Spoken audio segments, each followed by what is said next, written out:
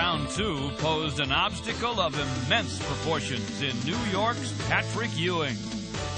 Patrick is a very great low-post center, and, you know, I want to go in there and do whatever I can, you know. So if I'm putting pressure on him at the offensive end, he'll wear out during the course of the game.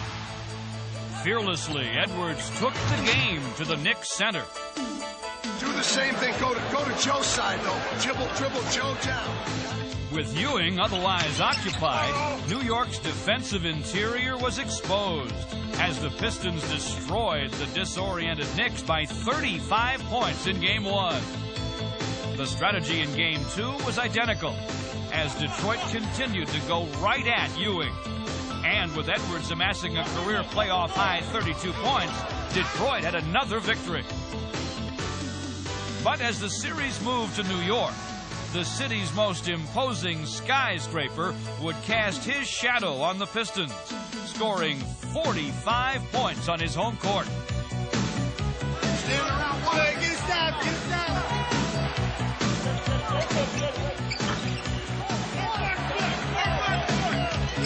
With Ewing controlling both ends of the court, the Knicks pulled out a Game 3 victory and thought they were on the way back into the series.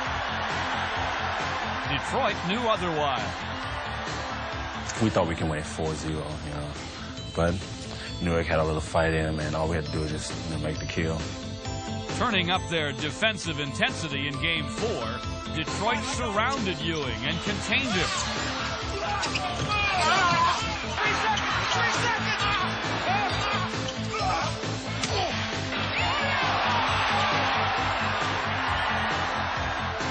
Decisively winning Game 4, Detroit effortlessly shifted into high gear.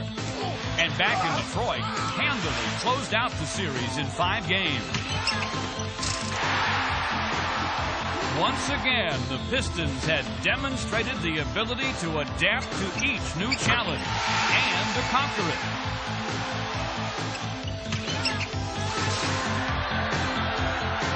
The Knicks series had become a celebration of Piston intensity.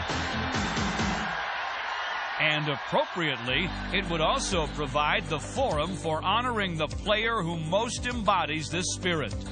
Master Lock Defensive Player of the Year, Dennis Rodman. Dennis Rodman's big thing is, I don't need any help. Let me just handle them by myself.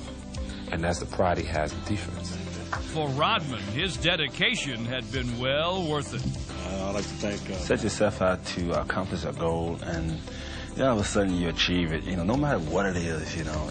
I promised myself I wouldn't break down if I were to avoid, but it hit me, and it was a great feeling for me. I wanted this one so bad. But awaiting Rodman and his teammates in the conference finals was the ultimate challenge to their defensive mastery. For containing Michael Jordan would require a special approach. The Jordan rule. Michael Jordan this, Michael Jordan that. I don't hate the guy, and I'm like, I just got sick and tired of hearing that guy. Rule number 1, bring reinforcements. We're going to use the Jordan rules, also the Michigan National Guard, and... Rule number 2, nothing is sacred. Talk about different things that he doesn't like to talk about, like baldness. Sorry. I got number 3. Rule number 3, give nothing away. The Jordan rules. Is that something you guys made up? Jordan rule? No, I don't know what that is. None of your business. But as the series' first confrontation approached, one Jordan rule would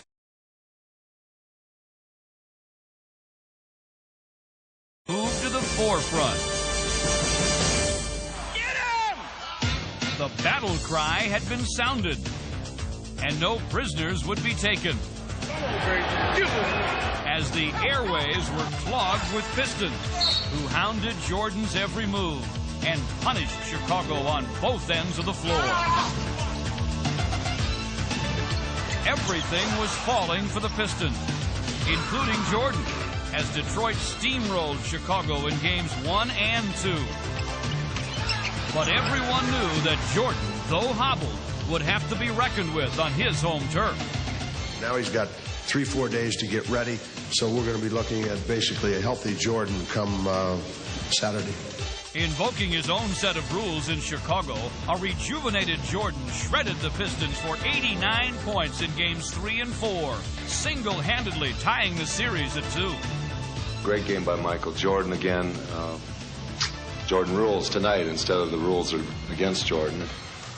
The Bulls strode confidently into Auburn Hills for Game 5, looking to steal the crucial home court advantage. Play hard. Leave it all on the floor. But Detroit had a plan of their own, and they wasted little time in implementing it. As both teams executed flawlessly in the first half.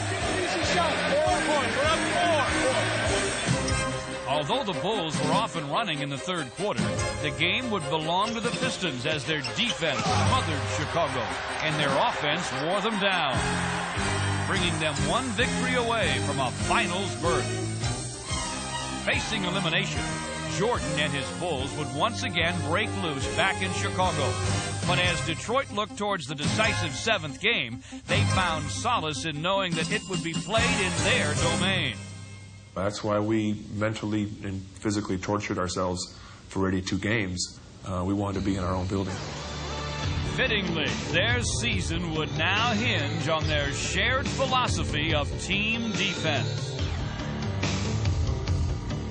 I think we're very fortunate that we have guys in the team that don't consider defense a chore but like to play defense.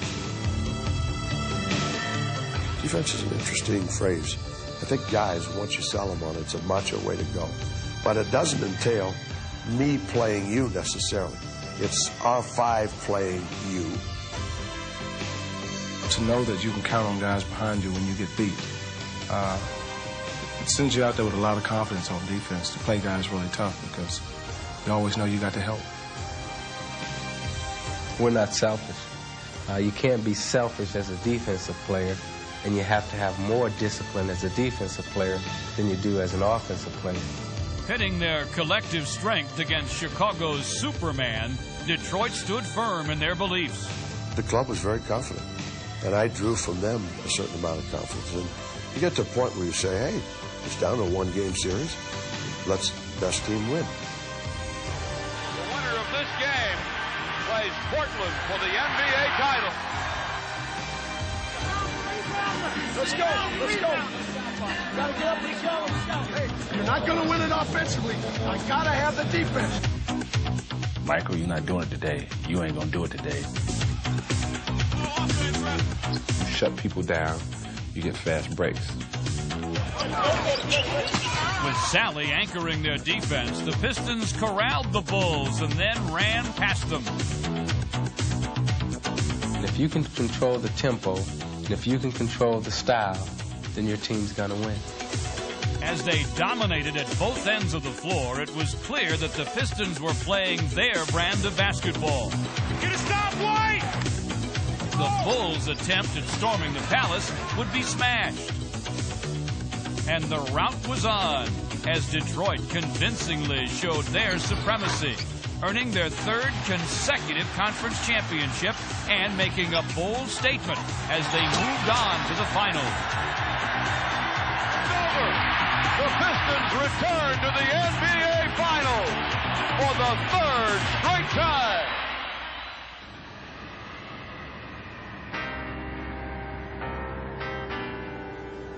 This baby's developed pretty nicely over the 9-month period in that we are in the finals, vying for another championship. They got to beat us, and they got to beat us soundly. We're not going to give up, even if we're down. 20 points, we still plug away. We always fight our way back into the game, and we never quit. If we win this championship this year, no question in my mind, it compares to there's only other 2 teams that have done that, and that's the Lakers and the Celtics, so they would have to put us up there in that class. I would definitely rank us as one of the better defensive teams that's ever played. Whenever we take the floor, we always feel we're going to win, no matter what. I saw a light at the end of the tunnel. They didn't tell me it was a train. I said I saw a light at the end of the tunnel, and it was a reflection of my ring. Good evening, everybody, and welcome to the excitement of the 1990 NBA Finals.